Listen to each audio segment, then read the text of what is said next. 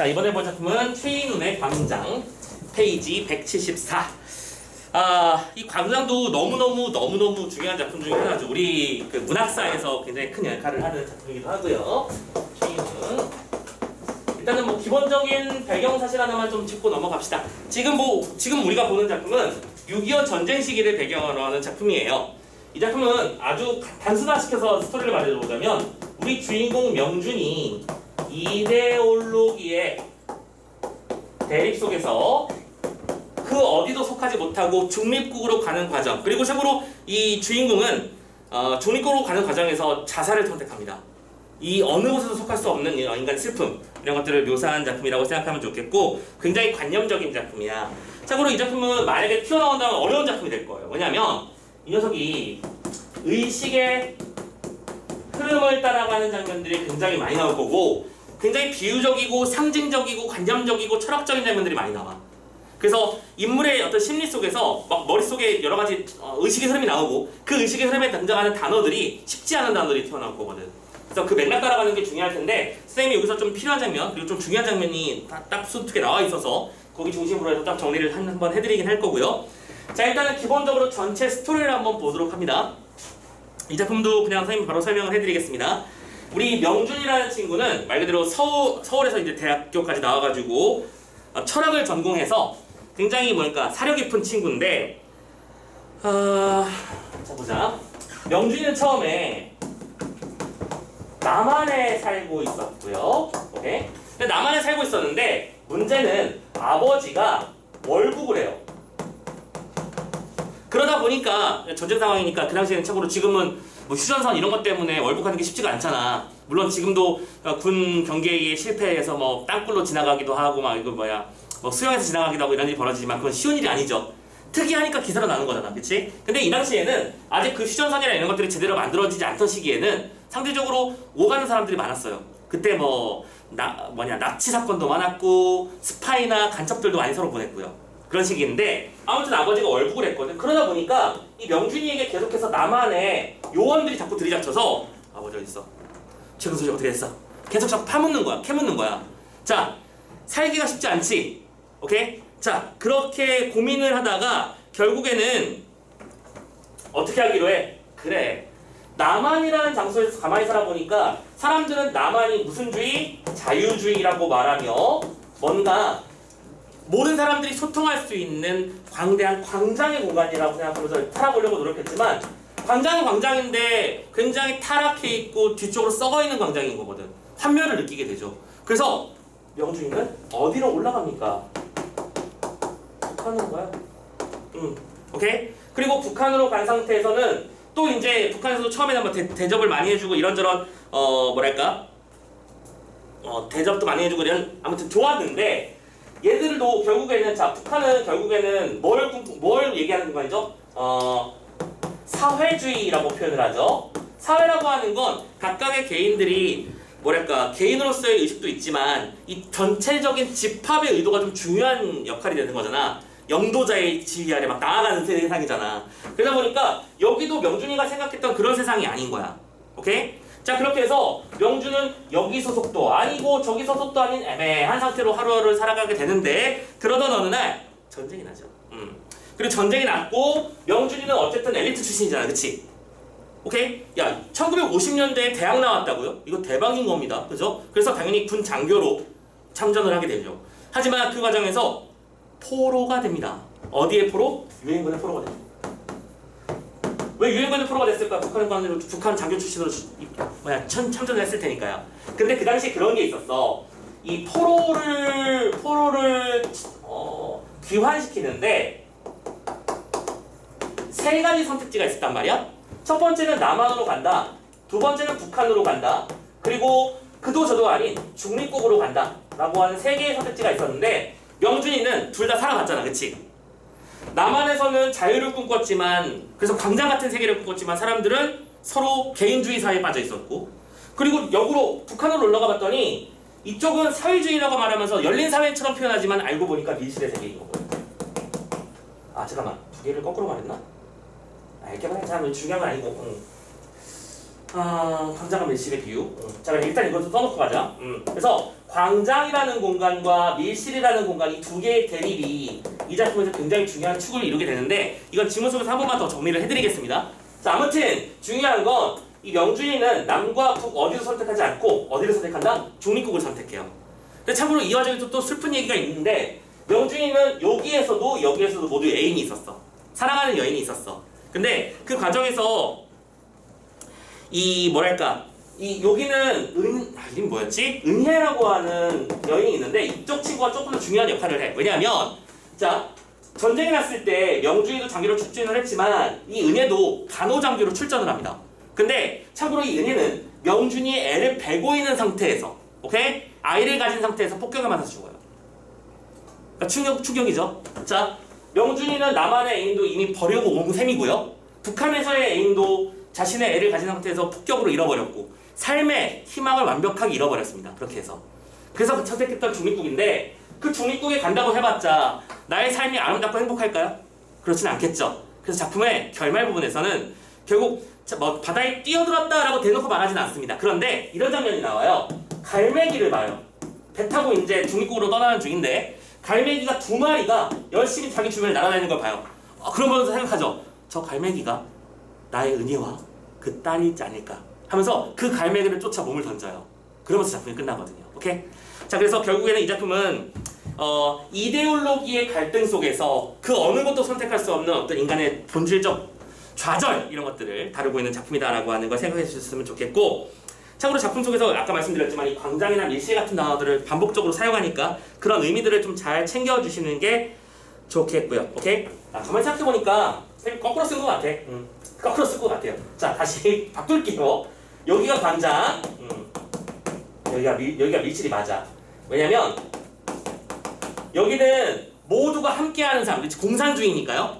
그래서 모두가 함께하는 삶이고 여기는 개인의 자유를 보장해주는 사회니까 거꾸로 쓴 건 맞는 것 같아요. 오케이. 그래서 광장과 밀실의 대립 이런 것들도 중심에 두고 잘 보시면 되겠고요.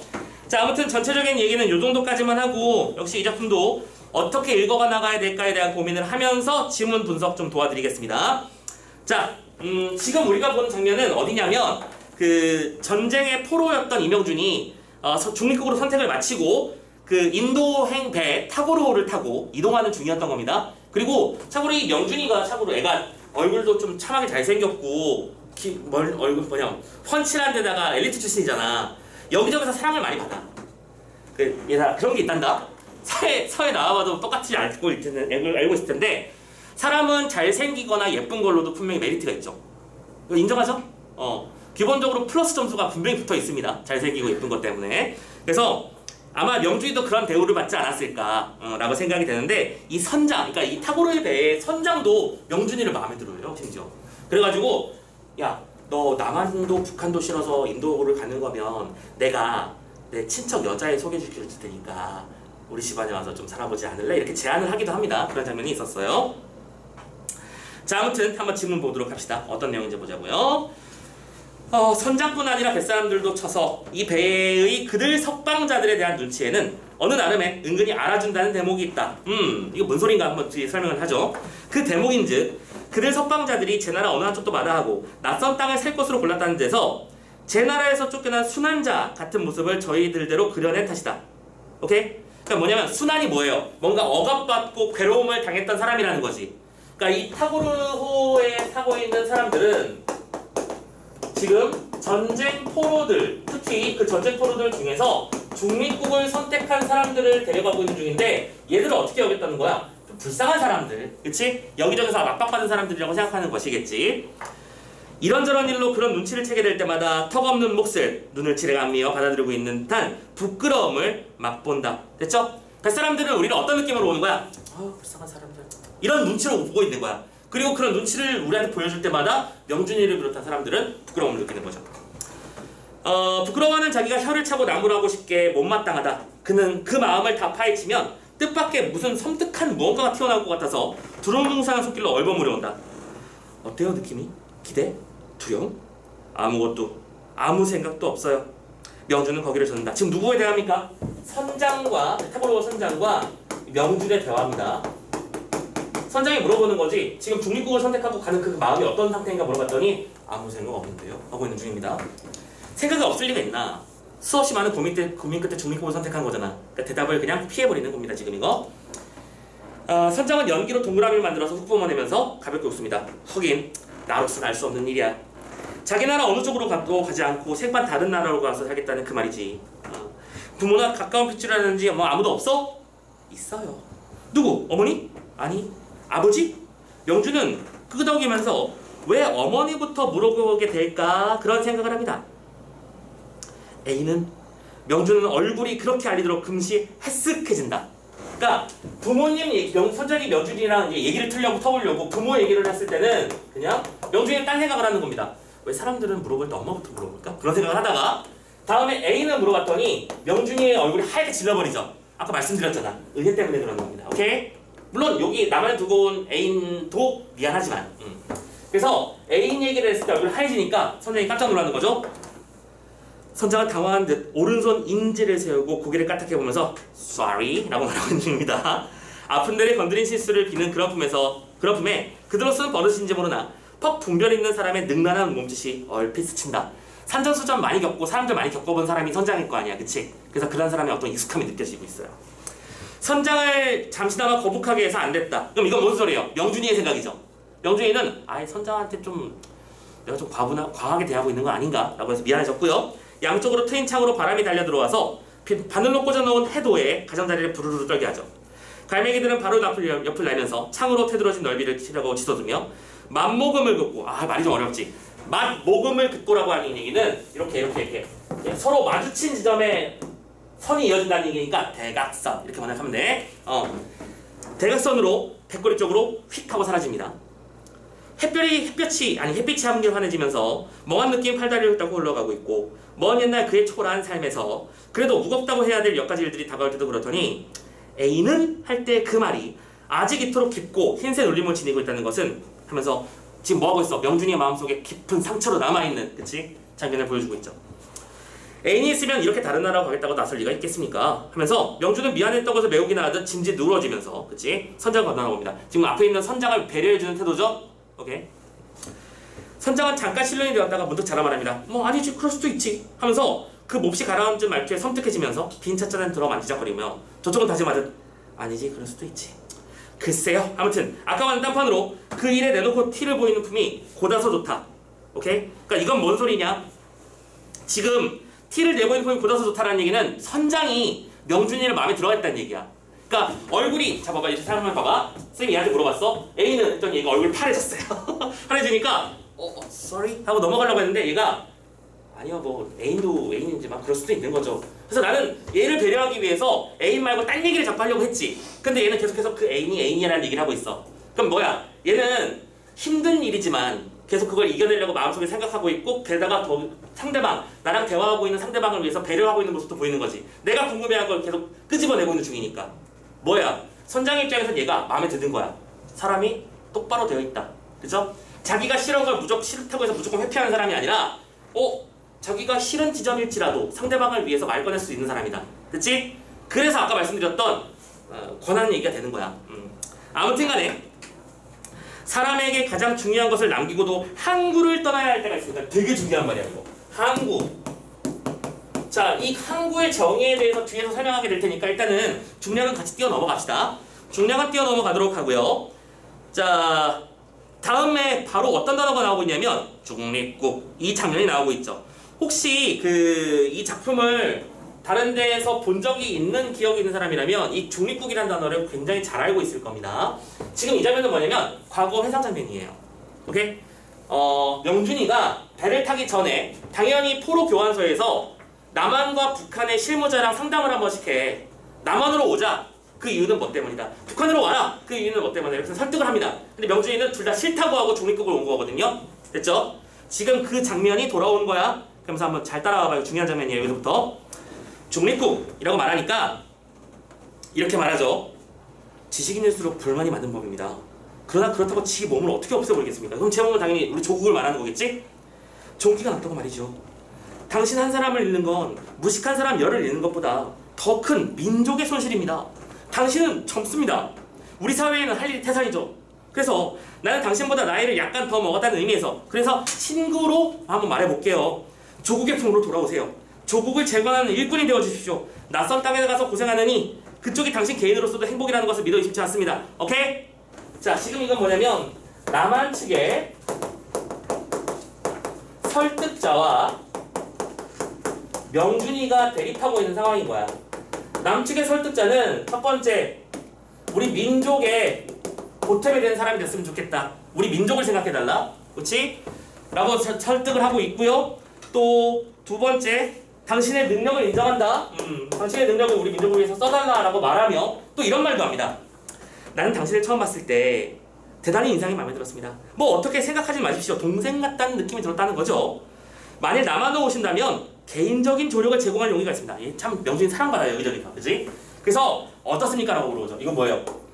이거는 사적인이라고 말하면 그렇지만 뭐 인정에 호소한다 이렇게 표현하면 되겠죠. 그렇죠? 내가 당신을 보니까 동생처럼 느껴져서 하는 말인데 내가 개인적으로도 좀 도와줄게. 거기서 중립국 이러고 있지 말고 나만으로 좀 와줘 라고 말하는 중에 됐죠? 그랬는데 명준이는 일관되게 어떤 단어만 외치고 있습니까? 중립국. 나도 나만 살아봤다. 오케이? 명준은 고개를 쳐들고 반듯하게 된 천막 천장을 올려다본다. 자, 지금 여기서 뭐가 나왔습니까, 얘들아? 요 설득 장면이 뭐뭐 니은다로 나와 있는 거 보이시나요? 이거 무슨 영어미? 현재 영어미잖아. 현재 영어미는 왜 쓰는 거지? 생동감을 부여하기 위한 장치인 거 정도는 알고 있지? 오케이? 생동감을 부여하기 위해서 현재형을 쓰고 있습니다. 아무튼 올려다보죠. 한층 가락을 낮춘 목소리로 혼잣말을 외듯 나직이 말할 것이다. 종립국. 설득자는 손에 들었던 연필 꼭지로 테이블을 툭 치면서 곁에 앉은 미군을 돌아보겠지. 미군은 어깨를 추스리며 눈을 찡긋하고 웃겠지. 이해 안 된다. 설득 불가능. 나오는 문 앞에서 서기의 책상 위에 덮인 명부에서 이름을 적고 천막을 나서자 그는 마치 재채기를 참았던 사람처럼 몸을 벌떡 뒤로 젖히면서 마음껏 웃음을 터뜨렸습니다. 근데 이 모든 것이 끝나고 명준이는 뭐라고 했습니까? 웃죠. 그러면 이 웃음의 의미가 뭔가를 파악하는 게 좀 중요할 것 같아요. 지금 이게 기뻐서 웃는 건 아닐 거 아니야. 조국을 버리고 가는 건데, 그치? 계속 읽어봅니다. 눈물이 찔끔찔끔 번지고 침이 걸려 캑캑거리면서도 그의 웃음은 멋지 않았다. 그럼 이건 뭐인 거죠? 내가 웃는 게 아니야. 그 말이잖아. 이거 지금 이 표현은. 그치? 허탈감, 조소, 자기 자신에 대한 조소 이런 것들이 담겨 있는 것이겠죠. 나 여기서 지금 뭐 하고 있는 거냐? 그러니까 자신이 의지하는 바, 뜻하는 바를 분명히 말한 건 맞는데, 그리고 자신의 그 억울하고 괴로운 감정들을 난 니들 싫어! 라고 말한 셈이랑 똑같은 건데, 나는 그런데 그게 너무 괴로운 거잖아. 슬픈 거지, 그치? 됐어? 웃고 그 다음 말부터가 중요한 거야. 선생님 자꾸 중요하다고 말씀드린 이유가 이런 장면들이 자꾸 중간중간 나오거든. 봐봐. 준다고 바다를 마실 수는 없는 일이라고 말하죠. 바다라는 단어가 나왔어요. 지금 여기서. 바다는 누가 준다고 했어? 권력자들이. 지금 뭐 이런 설득자들 같은 사람들이 권력자가 하는 달콤한 유혹 같은 거야. 그쵸? 그런데 우리가 그 바다를 마실 수 있나요? 이 바다는 뭐인 겁니까? 이데올로기를 말하는 거예요. 근데 그 이데올로기라고 하는 건 너무나 거대하죠. 단순히 한 사람의 삶을 말하는 것이 아니라 우리 민족 전체의 삶의 방향성을 말하는 거야. 근데 나는 이 이데올로기를 받아들이기에는 나는 물 한 잔만 마시면 좋겠는데 바다를 들이미니까 감당이 안 되는 거지. 그쵸? 그 말입니다. 이거 하면서 사람이 마시기에는 한 바다발의 물 준다는 것도 허황하고 가지거니함도 철없는 일. 그래서 바다와 한 잔의 물이라고 돼 있잖아. 그렇지. 바다 vs 한 잔의 물. 이건 뭐예요? 자신의 눈앞에 놓여있는 현실 그 자체를 말하는 거지. 오케이? 됐어? 그래서 그 다음 문장이 이렇게 나오는 거잖아. 그 사이에 놓인 골짜기와 눈물과 땀과 피, 요 두 개 사이에 뭐가 놓여있어? 골짜기가 놓여있고 그 골짜기는 땀과 피 같은 것들로 어우러져 있는 것이지. 즉 우리는 이걸 이렇게 정리할 수 있다. 바다는 뭘 상징한다? 이상을 상징하고, 여기는 아까 썼지만 그대로 쓸게. 다시 한 번만. 현실이라고 쓰자면 지금 명준이가 갖고 있는 건 이상과 현실 사이의 대립이야. 됐어? 공산주의라고 하는 이상과 나의 삶, 민주주의와 자유주의라고 말하는 이데올로기와 나의 삶, 하지만 그 사이에는 너무 깊은 골짜기들이 항상 존재하고 있어. 오케이? 생각해보면 우리 전쟁이 왜 일어났어? 이념 때문에 싸운 거 아니야? 자유주의 진영하고 저기 공산주의 진영이 서로 어떻게 하면 인간이 더 좋게 사는 것인가에 대한 이데올로기를 갖고 있어서 그 이데올로기를 지키려고 다른 사람을 죽인 거지. 결론적으로. 그럼 결국에는 우리 전쟁이라고 하는 건 이데올로기가 뭔데? 사람들을 더 좋게 살기 위해서 만들어지는 거 아니야? 이렇게 사는 것이 훌륭하고 우리는 이런 방식으로 살아야 되라고 하는 삶의 방향성이지만 그 삶의 방향성이 우리를 오히려 죽여버리는 거잖아. 거기서 느끼는 회의감을 말하고 있는 거지. 명준이라는 존재가 느꼈던 이 둘 사이에서의 회의감. 나는 결국에는 아버지 때문에 괴로웠고요. 나는 결국 내 애인을 잃어버렸고 그 애인으로 인해 또 괴롭습니다. 전부 다 이데올로기 때문에 잃은 거잖아. 그치? 그걸 말하고 있는 겁니다. 그것을 셈할 줄 모르는 데서 잘못이 있었다. 오케이, 이건 내 잘못이다 라고 생각하는 거야. 세상에서 뒤진 가난한 땅에서 난 지식노동자의 슬픈 환상. 과학을 믿었던 것이 아니라 마술을 믿었던 것이지. 나는 과학을 믿었다고 생각했지만 실은 미신을 믿고 있었던 거야. 그러면 여기 이 두 개의 단어는 실은 이 이데올로기의 허상을 상징하는 단어가 되겠네? 그쵸? 나는 그것이 훌륭하고 객관적인 건 줄 알았지만 알고 보니까 허상으로 가득했다는 거지. 바다를 한 잔의 영생수로 바꿔준다는 마술사들의 말을 마술사들이 말했어. 저기 가면 영생수가 있다. 너희들은 이걸 따라오면 산다 라고 말한 거야. 그럼 얘들아, 요때 마술사는 누구야 이걸? 사람들을 한쪽으로 꿰는 사람들. 이 이데올로기를 받아들이면 우리는 행복할 수 있어라고 말하는 그 사람들, 바로 권력자잖아. 지금 걔네들 좀 어렵죠? 지금 여기 적혀있는 모든 장면들은 이 명준이의 머릿속에서 흘러가고 있는 의식입니다. 알겠죠? 그리고 머릿속에서 이런 생각들을 하는 거야. 나는 바다를 준다고 마실 수는 없는 것이다. 바다와 물 사이에서 고민이 된다. 나는 과학이 아니라 미신을 믿었던 것이며 마술사들의 영생수 현혹에 빠져버린 것이다 라고 생각하는 중인데 그 말이 무슨 뜻인지 우리는 알아야 된다는 거야. 됐어? 계속 그들은 뻔히 알면서 권력이라는 약을 팔려고 말로 속인 게임을 어리석게 신비한 술잔을 찾아 나서다가 자, 신비한 술잔이라고 돼 있어. 한 술잔. 그럼 이건 뭐지? 명준이 같은 사람들이 믿었던 이상. 알고 보니까 허상이었던 그 이상. 그쵸? 남한에 가면 이런 것이 좋다. 북한에 가면 이런 것이 행복하다 라고 생각했던 그 허상인데 낌새를 알아차리고 항구를 돌아보자 그들은 항구를 차지하고 움직이지 않고 있었다. 자, 항구에게 다시 돌아왔네. 봐봐. 이렇게 표현해볼게. 어떤 그리지? 자, 여기다 그림을 하나 그려볼게요. 여기에 항구가 있습니다. 그리고 항구에는 그들이 있어요. 그리고 그들은 이렇게 말하죠. 저기에 바다가 있고 저 바다에는 영생수가 있다. Got it? 오케이? 그래서 우리들을 어떻게 하게 만든 거야? 저 배를 타고 영생수를 구하러 가게 만든 거지. 됐어? 하지만 그 영생수라는 거 실제로 존재하지 않아. 없어. 그러니까 이 영생수는 아까 말했지만 허상이라고 했었지. 그리고 이 지식인들은 갔다가 그런 것은 없다는 것을 알았어. 근데 돌아오려고 했더니 그들은 뭘 하고 있었어? 이 항구를 이미 점령해버린 거야. 됐어? 그럼 그들은 누구? 권력자. 항구는 우리들이 살아가야 될 삶의 터전. 오케이? 나는 삶의 터전을 그렇게 잃어버리고 한 줄기 미신과 같은 마술사의 헛된 소리에 속아서 이데올로기의 꿈을 꾸었다 이 말입니다. 됐죠? 그런데 다시 돌아와서 이런 말을 하죠. 참을 알고 근데 그들은 항구를 차지하고 움직이지 않고 있었대요. 왜? 참을 알고 돌아온 바다의 난파자들을 그들은 감옥에 가둘 거래. 지금 참을 알고 돌아온 바다의 난파자. 그러면 이 난파자는 누구를 말하는 거야? 명준이지. 참이라는 건 뭔데? 영생수 따위는 존재하지 않는다라는 사실을 알아버린 사람들. 오케이? 깨어난 지식인들. 근데 그 깨어난 지식인들을 항구를 점령하는 권력자들은 받아들일 수 있어 없어? 없지. 오케이? 그러니까 감옥 같은 데 가둬버린다는 거야. 그래서 마지막에 이런 말을 하잖아. 못된 균을 옮기지 않기 위해서. 그러면 여기서 말하는 이 못된 균의 의미를 규명할 수 있겠어? 못된 균은 누구의 입장에서 못된 균이야? 그들의 입장에서구나. 오케이? 그들은 권력자고요. 그럼 권력자의 입장에서 못된 균이라고 하는 것은 이데올로기의 허상에 대해서 밝히는, 즉 진실이지. 맞지? 그들은 이데올로기를 중심으로 세상 사람들을 꾸려가고 저기 가면 그게 있어! 라고 말하면서 우리를 끌고 가고 있는데 실은 그건 뻥이었던 거잖아. 그걸 명준이 이제 알잖아. 근데 명준이가 우리나라에 돌아와서 막 이런저런 소리를 써버리면 곤란하겠지. 처분당하겠지. 어떤 느낌인지 알겠어? 그래서 명준이는 아싸리 중립국을 선택한 거야. 됐어? 그리고 중립국을 선택해봤자 그의 삶이 즐거울까? 아니야. 난 모든 것을 잃고 가는 중이잖아. 내 고향은 한국이야. 그쵸? 남한이 됐든 북한이 됐든 한국이야. 근데 다 버리고 가는 거잖아. 그렇게 삶의 희망도 없고. 그렇다고 그 자리에는 나의 사랑하는 사람이 있는 것도 아니고 사랑하는 사람은 이미 죽어버렸지? 그래서 뭘 선택한다? 자살을 선택한다.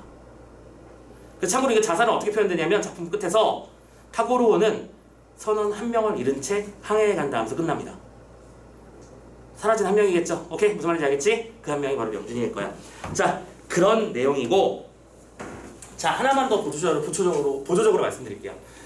시간 관계상 선생님이 다음 것까지 하고 싶어서 일단 여기까지 안 읽는데, 여러분들 보조 자료를 한번 읽어보시면 우리 본문이 있었던 장면이 딱 여기까지잖아, 그치? 요 다음 장면에 부채 얘기가 나올 거야. 부채 얘기. 그래서 그 장면을 꼭 한번 읽어도 혹시 모르니까요. 이 다음 장면에 부채에 대한 얘기가 나오는데, 부채가 뭐냐면 요렇게 생긴 이렇게 생긴 부채를 말하는 겁니다. 오케이? 접었다 펼 수 있는 그런 부채. 그래서 이 부채의 사복자리 얘기하고 말하는 겁니다. 그러면서 이 부채가 펼쳐지는 각도에 따라서 명준이의 인생이 표현되는 그런 장면들이 있을 거야. 무슨 말인지 알겠지? 여기까지만 설명을 할게. 그래서 요 사복자리로 가는데 이렇게 그 사복자리 정확한 여기이기도 한데 어쨌든 끝엔 이 부채는 분명히 끝이 있지. 영원히 원이 도는 게 아니라 언젠가 끝나잖아. 그 사복자리 끝에서 절망을 느낀다는 얘기가 또 뒤에 나와 있을 거야. 한번 꼭 읽어보시고 정리하셨으면 좋겠습니다. 아시겠죠? 꼭 읽어도. 자, 여기까지. 그래서 참고로 우리 또 광장 지문은 여러분들 보조자료가 2개가 실려 있을 거야. 총 2개가 실려 있고 둘 다 비슷한 장면이 나타나 있을 거니까 특히 이 광장은 아까도 말씀드렸지만 포인트가 어려운 부분이 뭐? 의식의 흐름에 따라 어려운 관념적이고 철학적인 이야기를 다루다 보니 지문 난이도가 제법 있는 편이다. 오케이? 그래서 여러분들 보조자료를 통해서 그 구절이 의미하는 바가 뭔지를 좀 꼼꼼하게 읽어주셨으면 좋겠다는 걸 말씀드립니다. 아시겠죠? 우리가 이번에 챕터에서 할 게 많아가지고 이런 것들이 조금 어렵다는 건 알아두시고요. 됐지? 자, 어쨌든 최인훈의 광장을 봤고요. 1번 문제는 뭐 넘어가고 어디 보자. 특히 여기서 3번 문제가 중요해. 3번 문제를 보시면 자, 이거 같이 정리하고 갈까? 자, 기억부터 미음까지 의미를 파악하라고 돼 있지. 작품의 구절의 의미를 파악하는 문제입니다. 너무 당연하게 나올 거라고 예상되는 문제이기도 하고요. 그래서 봐봐. 하나씩 따져볼게. 1번. 웃음은 감정을 드러내는 행위고 어떤 설득자의 회유가 뭐죠? 자신에게 오라고 꼬드기는 행위를 말하는 거죠. 회유를 거절한 것에 대한 명준이의 심정이죠. 맞죠? 그 웃음은 허탈하면서도 동시에 통쾌하기도 하고 동시에 슬프기도 하고 그런 감정입니다. 됐죠? 내가 사랑하는 나의 어떤 고향을 잃어버리는 거니까. 2번, 바다는 마실 수 없는 대상이고 설득자의 허황된 말에 대한 명준이의 심입니다. 맞죠? 오케이, 허황된 말. 3번, 골짜기라고 하는 건 이상과 현실 사이에 놓여있는 어떤 위험성을 드러내는 말이다. 맞죠? 그 사이에 골짜기 슬픔이 있다고 했었고. 4번, 마술이라고 하는 것은 과학의 반대말이고 솔깃한 말로 명준이를 꿰려고 하는 노력을 말하는 것이다. 괜찮죠? 답이 5번인가 보네. 균은 병을 일으키고 옮기는 요인입니다. 맞죠? 맞는 말인데 요 녀석은 참을 알고 돌아온 명준이를 회유하려는 설득자의 속셈이 아니라 이건 뭐라고 말을 해야 돼? 허위를 간파한 명준이의 생각이지. 쟤들은 균을 옮기지 않기 위해서 우리를 받아주지 않을 거야. 그렇게 생각한 거죠? 예쁜 말에 속지 마시고요. 균 자체는 병을 옮기는 요인인데 이 균이라고 하는 것은 누가 바라본 균인 거야? 권력자들이 바라본 명준이 같은 사람을 대하는 태도인을 말하는 것이겠죠. 됐죠? 올 때는 이렇게 신나게 꼬드겨가지고 우리 편 만들어놨지만 결국에는 뭐 감시하는 사람 붙일 거고요. 그쵸? 얘가 이북 출신이기도 하니까 하면서 자꾸 괴롭히겠지. 그런 슬픈 일이 있을 거라는 걸 예측할 수 있다는 것이죠. 자, 참고로 그 4번 문제 같은 경우에는 차이점 판단하는 문제일 겁니다. 이 작품이 총 4번의 개작, 아니 10번의 개작이 있었다고 돼 있죠. 그래서 단어들이 많이 바뀌었는데 그런 것들을 계속 바꿔가면서 작가는 완벽한 작품을 만들어내기 위해서 노력했을 것이고, 그런 차이점들이 어떻게 나와 있는지 파악하는 문제인데 되게 어려워서 말도 안 되진 않을 거라고 생각하고 넘어갈게요. 자, 여기까지 하고 어둠의 혼으로 넘어가겠습니다. 잠깐 영상을 잠깐 끊고 잠깐만.